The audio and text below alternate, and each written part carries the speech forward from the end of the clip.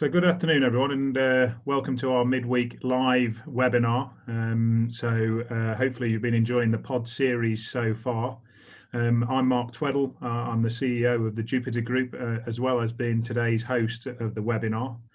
And I'm joined today by my wife and joint MD, Yvonne, and we're very privileged to welcome Gary Lowe, the CEO of our blockchain partner DiMuto, all the way from Singapore. I'm live here at our pod headquarters, so this is a first for me. So if I do swear or do anything out of turn, it's not deliberate. And so yeah, Yvonne also in the rainy UK with us today. So we hope that you enjoy the podcast, the webinar today. And our focus is all around food security and versus sustainability. But first, let me introduce our guest. Welcome, Gary, all the way from Singapore. Do you want to introduce yourself to the listeners?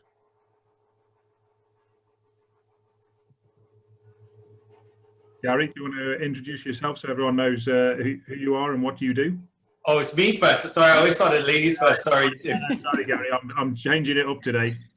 No worries. Hi, everyone. My name's Gary, and I'm from Singapore. The company's DiMuto, and it's fundamentally a company that looking at technology where I think it's really driven by what the trade needs it, right? Building something that we think it's by the trade for the trade. I think our trade in terms of fresh produce is not, it seems like a simple business of moving fruits around the world. But I think when you get into the business of doing it, I think the complexity actually increases. So that's what DiMuto actually tries to address. Make it something that's a bit complicated if you really go into the details, but we're trying to demystify it using technology and then understanding it from a business perspective to actually make it all work. And it's really a pleasure to actually be on, speaking to the wonderful couple that I'm actually working with, all right, Yvonne and Mark. That's a bit of my background. Thank you, Gary. And Yvonne, for the people listening in, introduce yourself. Obviously, I know you reasonably well. Hi, everyone. Glad you could join us today. We're quite excited because this is our first week of podcasts ever. So we're looking forward to the future of that being a new initiative in our business. I'm joint MD with Mark. So Mark and I work really closely together and our teams are really aligned in terms of where we're going. We think a little bit differently at Jupiter. So this is just another illustration of how we like to do things. And it's been great partnering with DiMuto. And we're hoping, well, we know that the technology will bring us some really exciting steps forward for the future, particularly for some of the plans we have ahead. Thank you very much, Yvonne. So let's sort of kick off this discussion. I'm just sort of going to set the scene that obviously food security is becoming much more at the forefront of consumers' mind, and particularly as we go through the pandemic that we are.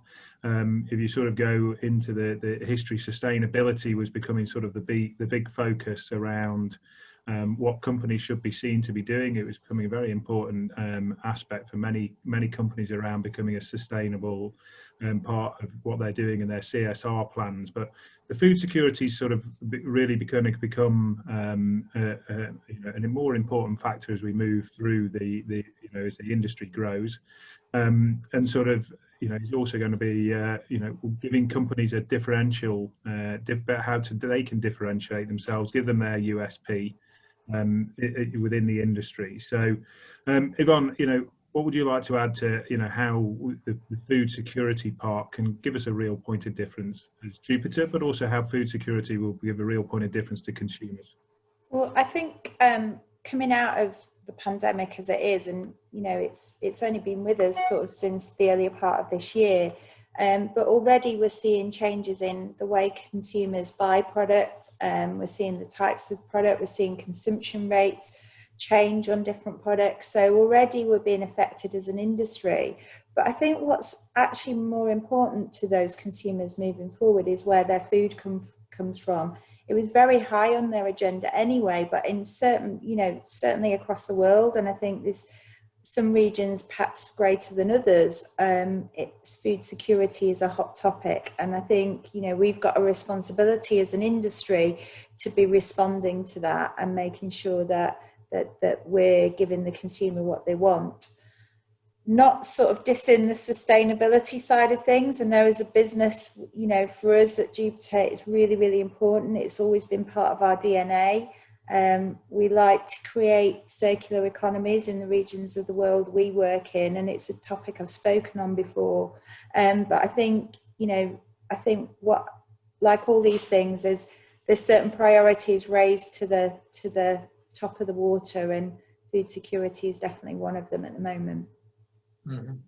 And then talking food security, we obviously have Gary, our food security expert, you know, with the blockchain technology with us. And but try and explain to people, Gary, blockchain. It took me several years to really understand it. And the great thing about what do you do at DiMuto, and particularly for people like me, who, you know, you hear blockchain and you hear of Bitcoin and you hear of all these fancy things it's going to do in the financial industry, but you're really good at explaining.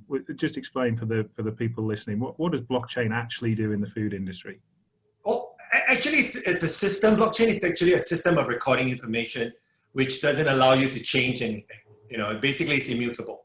So I like to use the analogy, and I think it's a simple one. Let's say Mark and I always go out for lunch, and then we keep tabs of who buys lunch. But instead of Mark keeping his Excel spreadsheet and I keeping my Excel spreadsheet, we basically have many Yvonnes of the world to keep the Excel spreadsheet on the internet.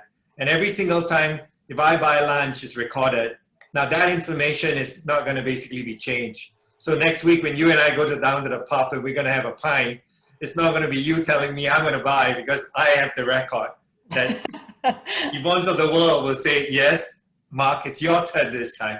So fundamentally, that's kind of like what blockchain in the way we use it is really kind of like probably saying that you put an Excel spreadsheet on the internet so that we can actually build trust and then build information that people don't change. And I think you and I know that in this industry, certain things can change along the way. And in this case, using that blockchain for that purpose is really something that it's really not what people think about, like the crypto world and the finance world. I think for us on the supply chain side of the game, the blockchain really can be helped because it just builds information upon information. And in that sense, that's really what blockchain is about.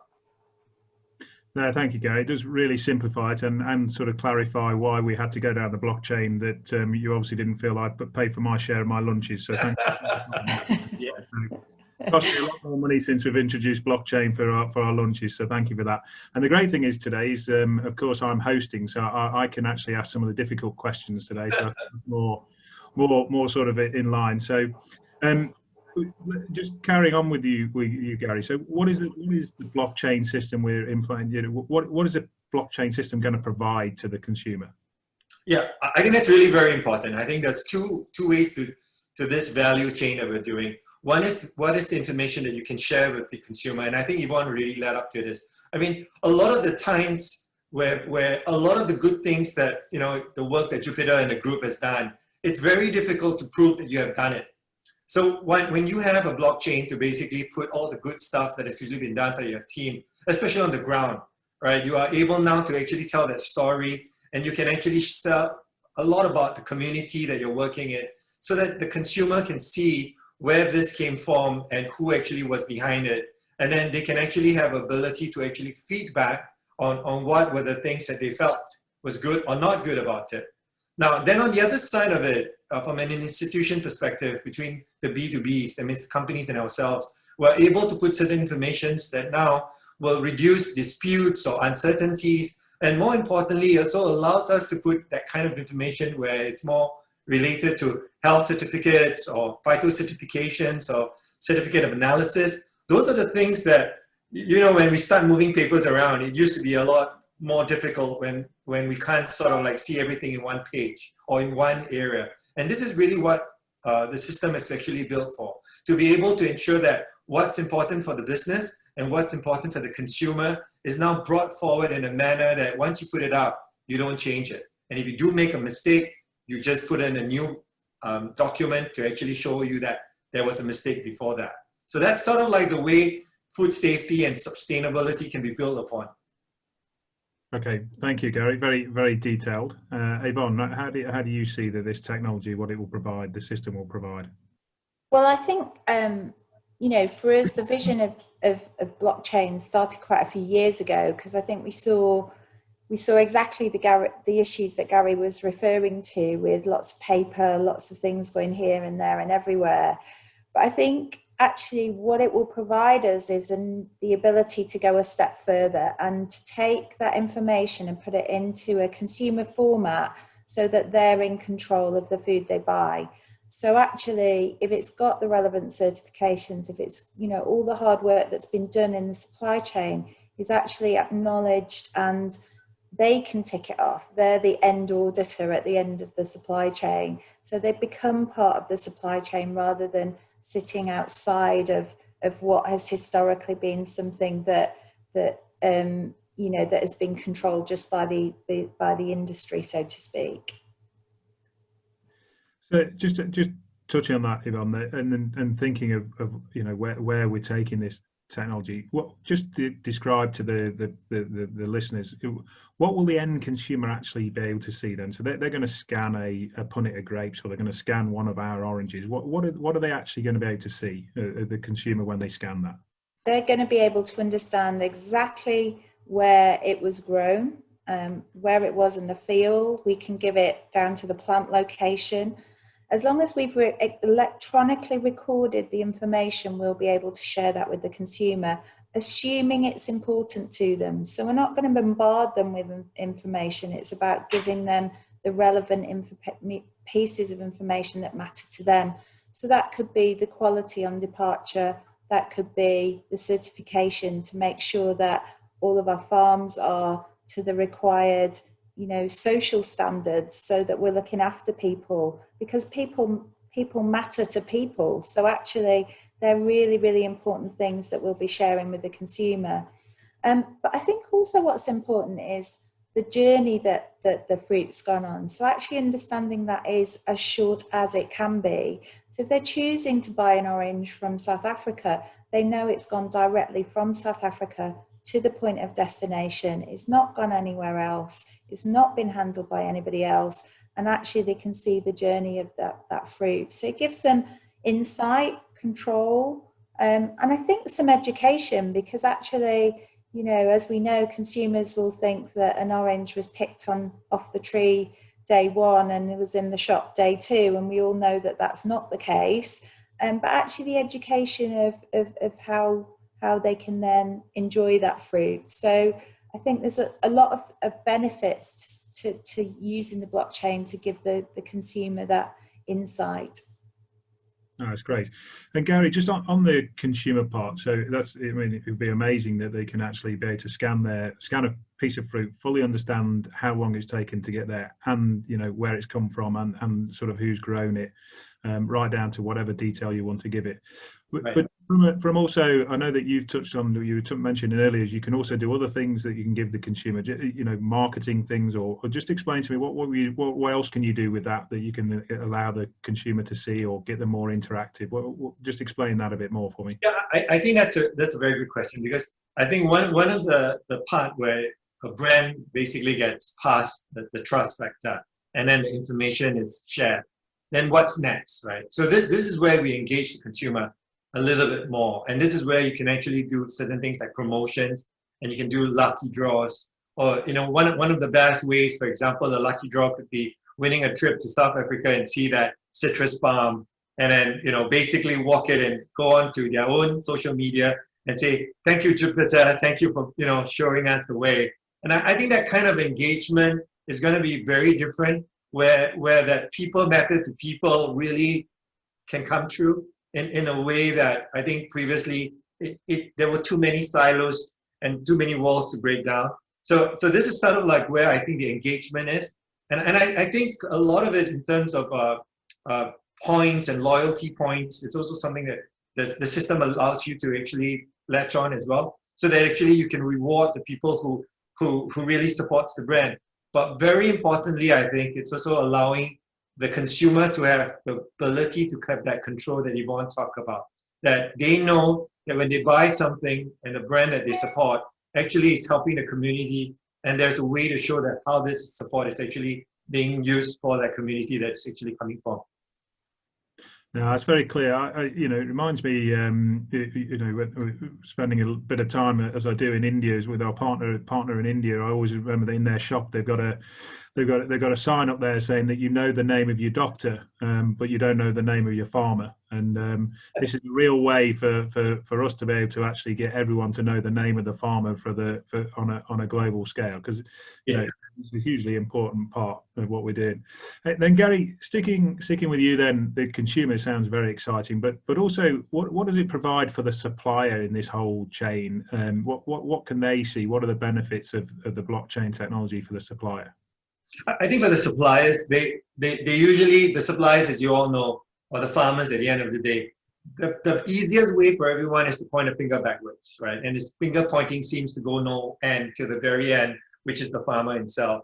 So one of the things that I think the suppliers have done is that the burden of truth and the custody of truth is one where the system allows us to now say, now if you did all the things that you say you did, instead of having it in their Excel spreadsheet or in their own ERP system, now the suppliers is able to confirm all the good work that has been done. And then if there are issues, or like what we are talking about, food safety, now you can actually trace it down to the punnet, to the carton box, to the pallet, to basically knowing the details that was previously not available, that was not so easily available, in the sense that you basically mobilize quite a lot of team. So for the suppliers, I think this may seem like something that's good to have, but I think it's a must-have, that we need to basically be able to help them, basically tell them that these are the things that we have done, and before it left my packed house, this was the standard it was in. And they were able to use that survey that's available for them to basically put it up onto the blockchain. So in that sense, I think that the supplier is going to have a lot more ability to say that they have done the right work. And on top of it, they can now see the journey as it goes in, including actually reaching out to the end consumer and actually hearing that voice of the consumer. So that's sort of like what we've been doing. So just going on that, Yvonne, so what the idea is, if I'm right, understanding you, Gary, is is it the supplier can see that everything going through the process. So I presume then that they can see all the paperwork. How much paperwork can they see? Can they see invoice values? Can they see bill of ladings? What do they see in the chain, Yvonne? If you can try and explain. Well, from our perspective, the idea is to be transparent with them so that they can see everything, so that we're in a position where, and we call it trust together. So actually we're trusting together. We're creating an environment where actually our growers can trust us and we can trust our growers. So actually they're recording information also, and it may well be that, they then need support and help. So actually we can make an intervention before it becomes a problem, because they've given us the right amount of information to understand there is a problem. So it's not just used in a way just for the consumer, it can also be used in a way to encourage supply chain development, and that's a real focus for us. We want to take our growers on a journey. We've gone through that with several key growers over the years, where we've not got everything right together, but we've had a good enough relationship to actually make sure that we are we're of a similar understanding of what a problem is, and therefore we can come to a resolution together.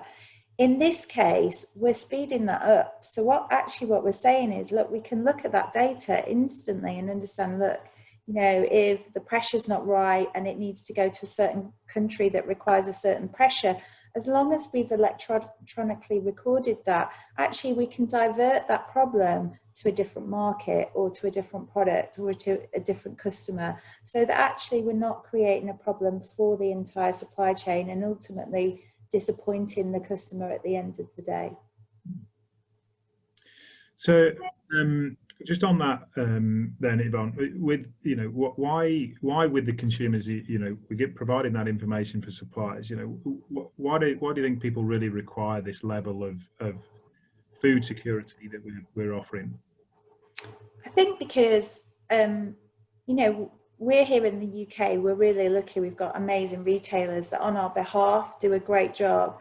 That isn't the case across the world.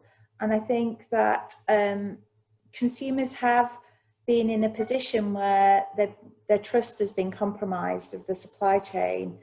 But I think there's a genuine interest in understanding where food comes from. So, rather than them being, not understanding, this is a way to also educate where food does come from and the extent of the work that goes into it. And I personally think that's quite as important for the consumer, but it's also really important for the grower to be part of that story, because I think they're quite often forgotten in this supply chain. As Gary says, there's a lot of finger pointing backwards, but they're human beings with families who are raised with amazing values, and that needs to be shown to the world, and they don't necessarily have a platform or forum to do that. So to be able to do that and put the consumer in touch with the grower is actually quite an exciting step forward. No, very good. Thank you, Yvonne. And then I just, obviously at the moment with the whole world, I love the fact anytime I speak to you, Gary, that you're always optimistic, and we're now giving away trips to South Africa, and I'm hoping I'm going to win in a minute so that I can go. But that obviously we're living in a world that's making that difficult at the moment with COVID-19, and with COVID-19, what are your thoughts on food? This food security, is it going to increase the demand for this sort of transparency? How do you feel about that, Gary, with this impact of 19? Well, I think for me personally, it was kind of very direct. I mean, we when we built DiMuto, it was not really thinking that there's going to be this pandemic coming, but I'm so glad that whatever we built was actually very useful during the pandemic. And as you can imagine, that in Singapore, a little island in the middle of Southeast Asia, 95% of our food is imported. And when things goes wrong, when no one can travel, and you could have a salesperson in London and you are basically have a pack house 2 hours down the line, then you know that they can't even cross that boundary lines now. This system was allowing a lot of the things that you don't have to travel. You can now take the QR code, you scan the picture that you have taken, put it up onto the blockchain, show that this is the things that you have done, and then down the line, someone else can actually see it. That means your sales office could see it, and your customers can see it, and actually on the other side of the world can see it as well. So for me, when COVID hit big time, we had lots of problems on the ground where supermarkets were saying that they were running out of blueberries, avocados, citrus, grapes, and suddenly, guess what? The vendors that they were working with couldn't supply. Now they have to onboard new vendors very quickly, but then, onboarding new vendors with food safety in mind is not the easiest things to do. But I'm very happy to say that we use our system and it allows them to actually see the items before it was moved. It was able to actually allow that kind of trust to be built very quickly, and happy to say that we didn't have any hitch, and we were able to help resupply quite a few of the items that was needed during that period of time. So I think this is not going to be a one-off. I think this is going to be continuing, that we will probably have to use systems like this where transparency would be more the norm than the exception. Fantastic, thank you, Gary. Yvonne, thoughts on the COVID impact? Well, I think, I don't think anybody could have predicted the journey that any of the countries have gone on. And as a global business, we're following that impact over and over. And I think what we're seeing all the time is different reactions from different places in different ways. I think what this really starts to do is give us consistency across the world. So for our growers, we are able to put a safe supply chain in place in front of the customer consistently across the world. And that's what our teams are very much motivated to do. That's what they work on. So that if we're taking the product from Greece, it's grown, it's managed in the same standards it is in India, as it is in South Africa, as it is in Chile. All of our, we take product from a lot wider base than that.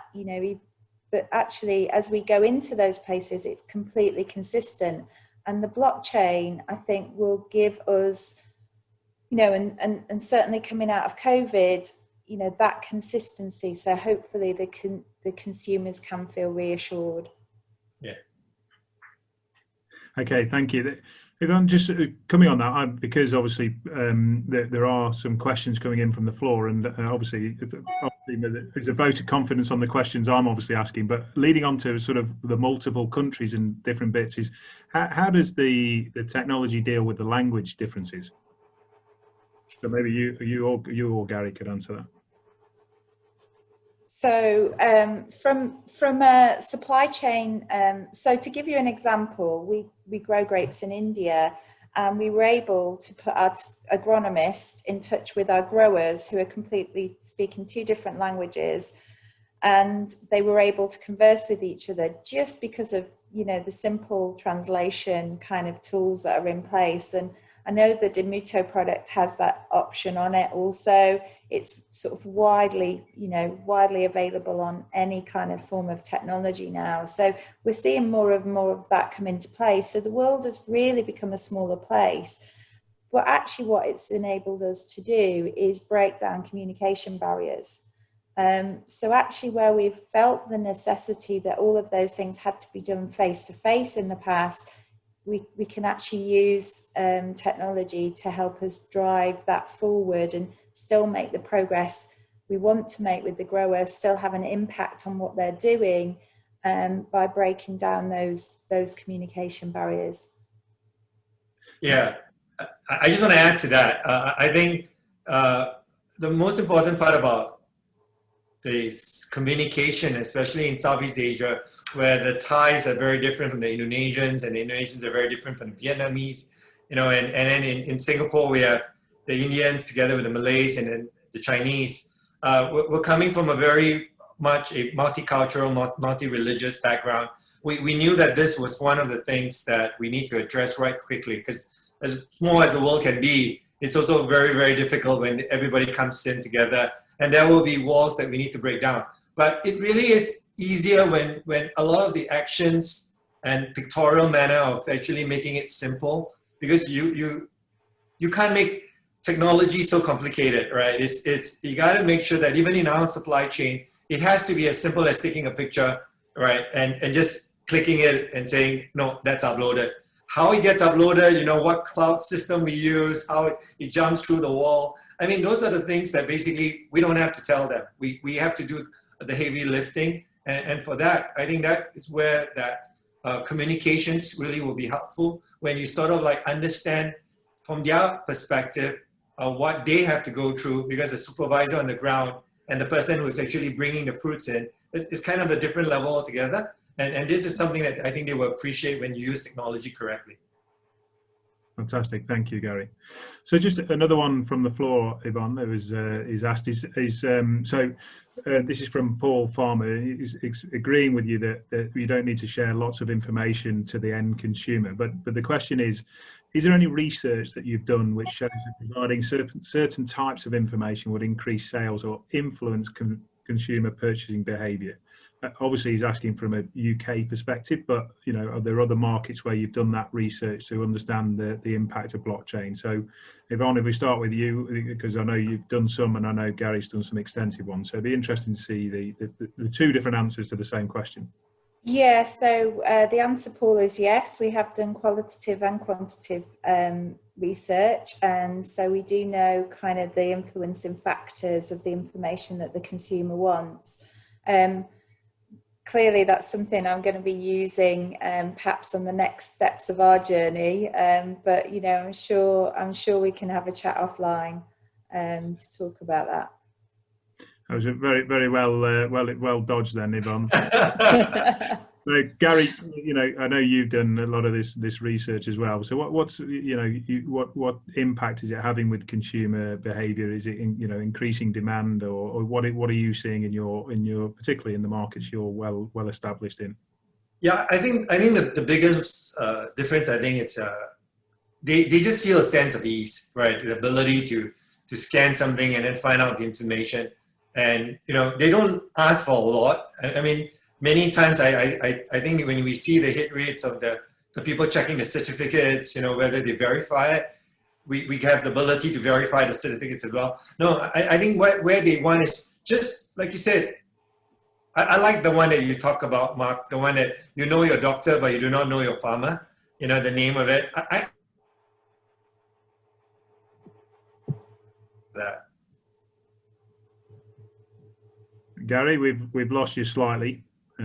So, Gary, we lost you just slightly there where you went on to the where you liked the doctor farmer part. Oh, I'm sorry. Yeah, my internet somehow became unstable. Just a few. Yeah, I was just saying that people are more curious about who that farmer is. They want to know that name, right? And or even the face. And we've done it very, very well with quite a few Australian farmers that are from Western Australia. And when we feature them, the kind of response that they get, even in their own domestic markets, there was huge response. And he became like a rock star in his little town. And that's kind of like where I think that the interest for consumer to actually put a face to it and basically put a name it, and to say like what Yvonne say, that there's a family behind it and they're all people like us. And it's just something that they find it a bit more amusing. No, thank you very much, Gary. I usually find that most people's internet goes unstable when they're talking about what a wonderful fella I am, and that's when it normally cuts. hence why I don't hear that. It goes the same way for me too. Yeah, exactly. So, but the good thing is I fill those bits in for myself, so I never feel too bad.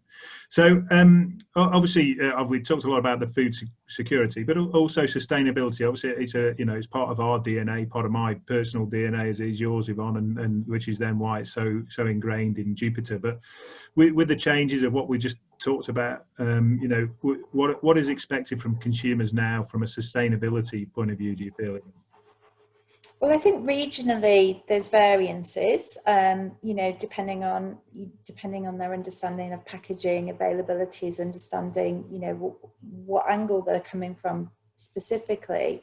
But I think that actually, sustainability is still on the agenda, because the reality is, coming out of COVID, it's going to be as important, if not more important, to have sustainable supply chains, purely because, we're seeing economic, disaster effectively rolling around the world, and coming out of that, it's actually going to be the sustainable supply chains that survive.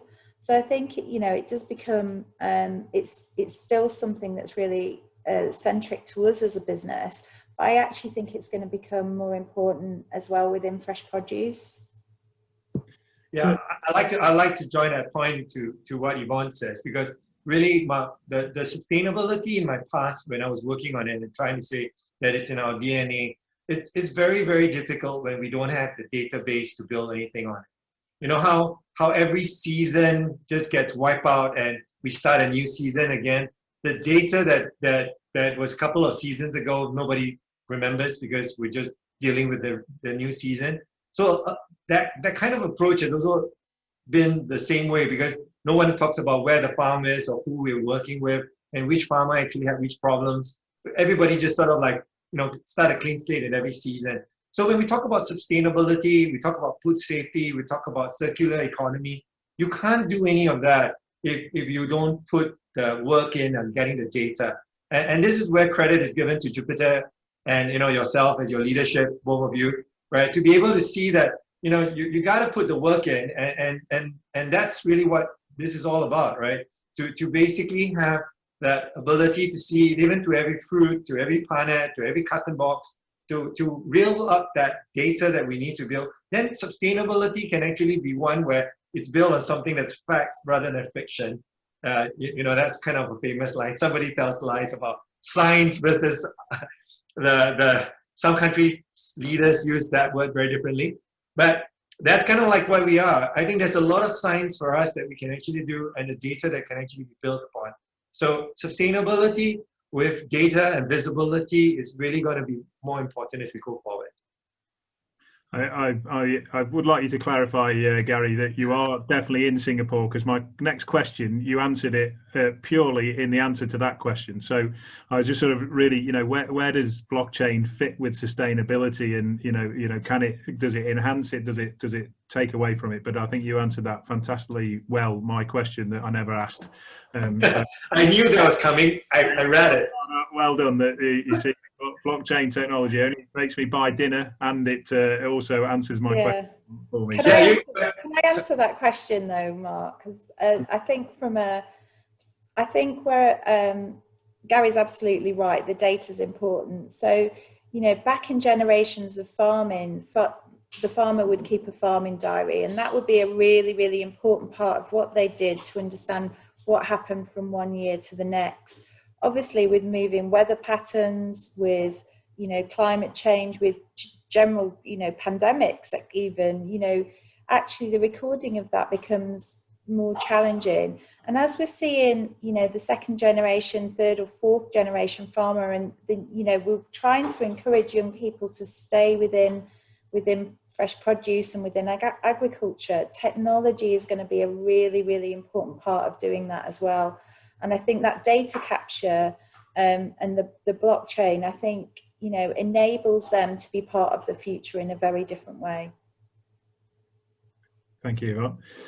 So just touching on, the use of the word, the blockchain, and let's try and understand sort of, Gary, where will blockchain be new to, and or is it embedded in any countries already at the moment?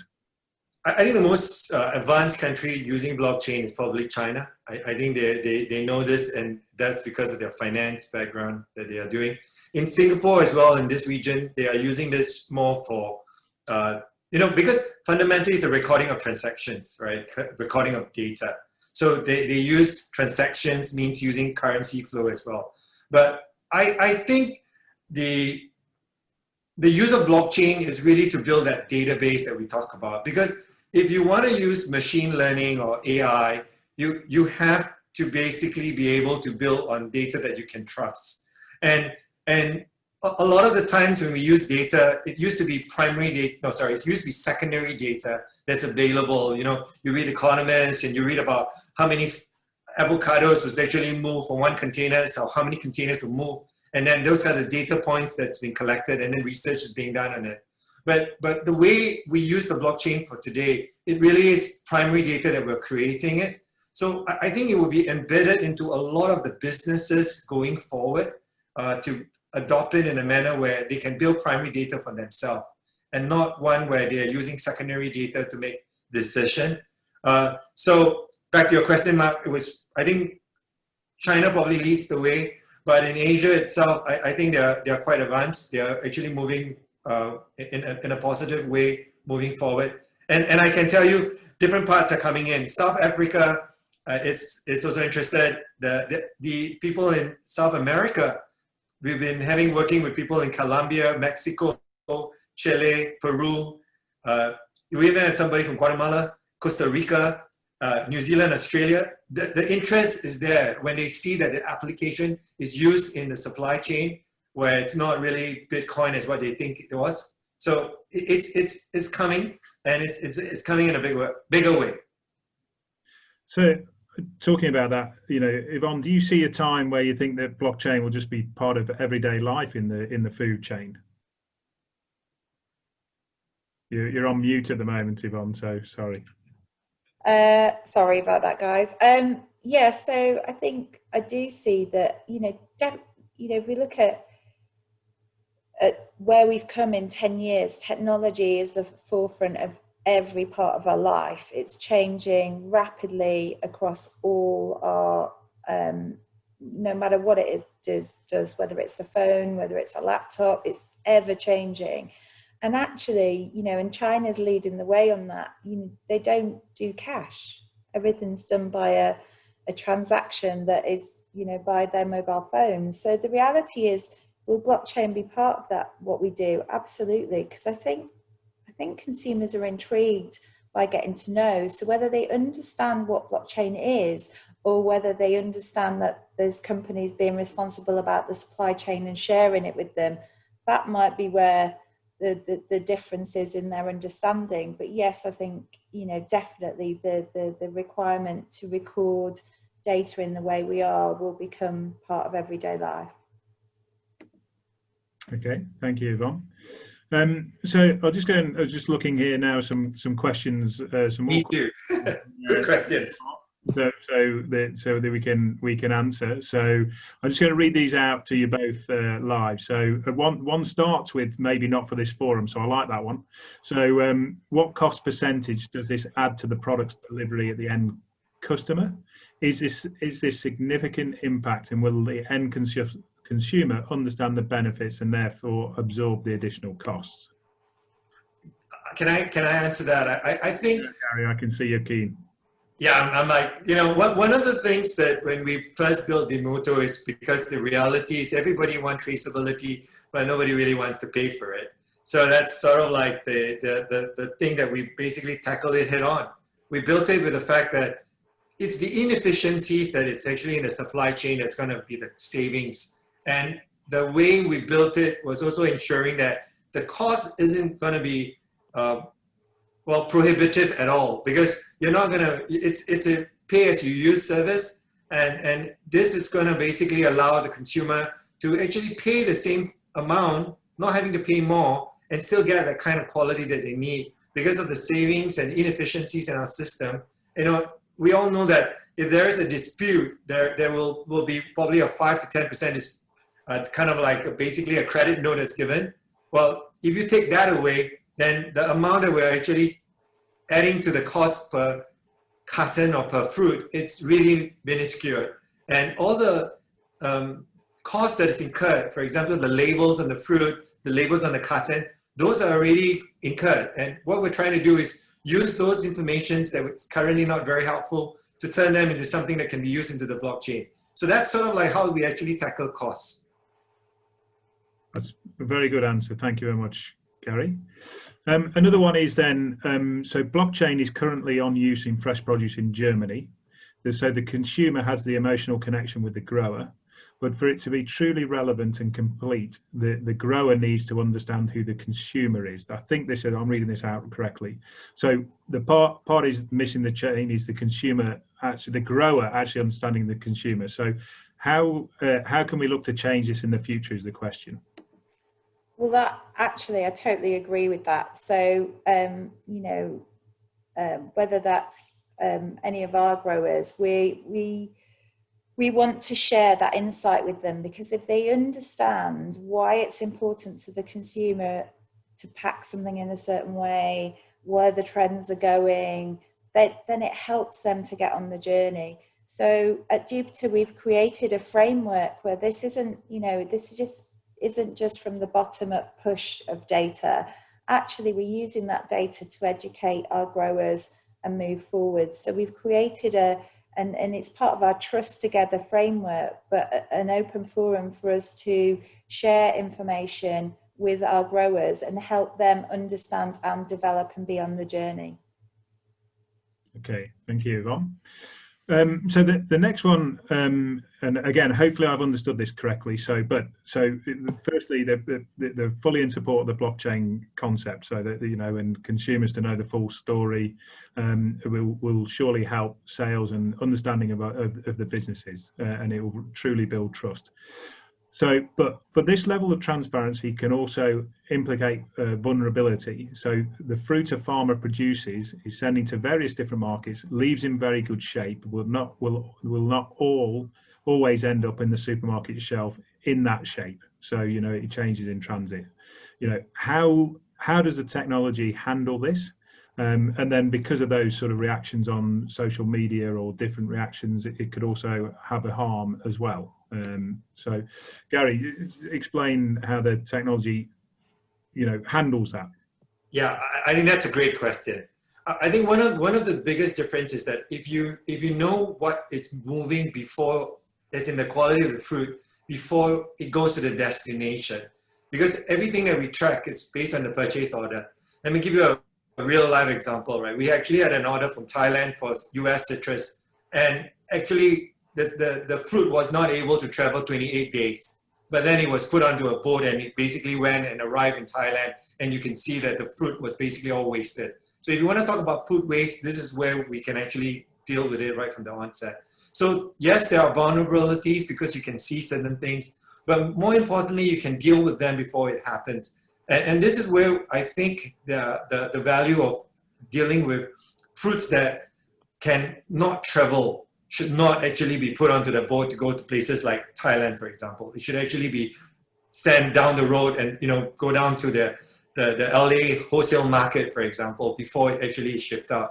So this kind of information, I think, is probably more useful. And then when you talk about harmfulness in social media, a lot of the brand owners, you know, people like myself and Mark and Yvonne, a lot of the times there's so much harmful social media of the fruits that we sell that it's already on social media and we don't even know it's ours, and we don't even know it's on social media until someone says about it. But this, to me, could be a great way, because if someone actually had a bad experience when you thought that it should have reached them in the right place, then this could be a way to directly say, I'm sorry you had a bad experience, you know, but maybe can I know where do you buy this, you know, who is the supplier? And then you can do certain reactions that you previously was just sort of like in your little well, looking out at the sky and everything's blue, when actually there were dark clouds everywhere and you don't even know about it.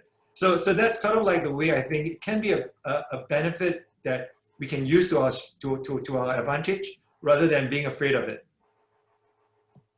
Thank you very much, Gary. Okay, so believe it or not, we've been going for 45 minutes. Wow. Thank you everyone for helping me on the questions, obviously, to try and make it a bit more interesting. So I am going to just then sort of conclude sort of from today.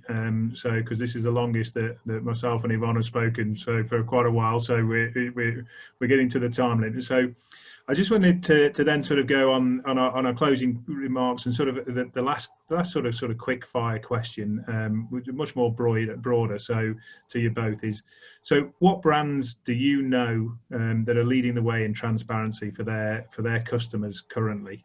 So do you want to?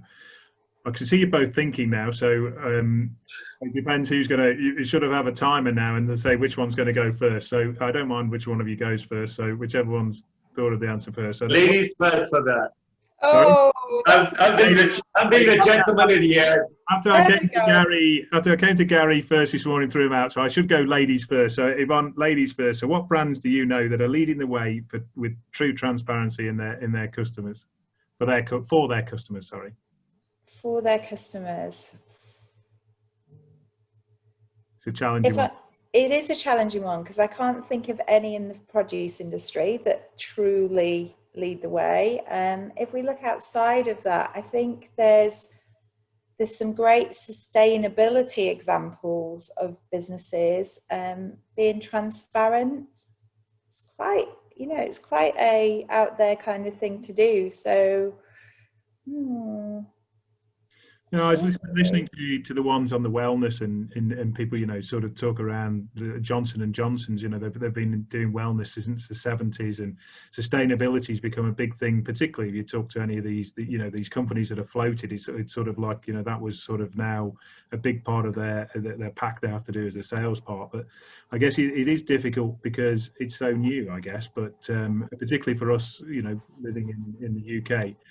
Gary, in your part of the world where blockchain is a bit more, rather than just being a word that no one understands, for us in the UK, or it's felt like that, with you, you live and breathe this, who's doing it well, a brand that's doing it well that you see? Well, I think the big boys are doing it well. I think that those with the bigger names, the Unilever, the Procter & Gamble, working with the IBMs of the world. And certain big retailers like Walmart working with IBM, shippers like Merck's and K&N, they've been doing this, and they're using it quite well. I think that's kind of like where they are. But the way when I created DiMuto, I felt like it's like me against the empire, right? It's like DiMuto was created in a manner that what about the smaller boys? What about the smaller guys who can afford the consultants that can come in and charge a big dollar just to get them to talk about the blockchain? I think what I think we can see going forward is that it's going to change. I think more brands will come in, even for the smaller brands, and an opportunity. Of course, for me, you know, the likes of the people behind Jupiter and the brands that they're going to basically be promoting is going to be leading that way. So I think the next couple of years, when you ask that question again, you know, I'm quite sure that the brands that you guys are doing is going to be one of the names that's going to be coming up. Great answer, Gary. Love that answer. Pleasure. It's the truth. There's another lunch. There's another lunch I owe, Gary. I got the beer, I got the lunch. What else can I say? The golf game. You got the golf game. The golf game. So, yeah, no. So, well, firstly, Gary, thank you so much for joining us from Singapore. It's always great to have you on. I think the passion that you talk around the blockchain, the subject, you know how excited we are, but it's always a great pleasure to see that excitement, and we wish you, I know it's getting a bit later at night for you, or quite late at night for you now, so thank you so much for joining us on our first attempt of a live event, so we really appreciate that, and I'm sure you'll be back for more.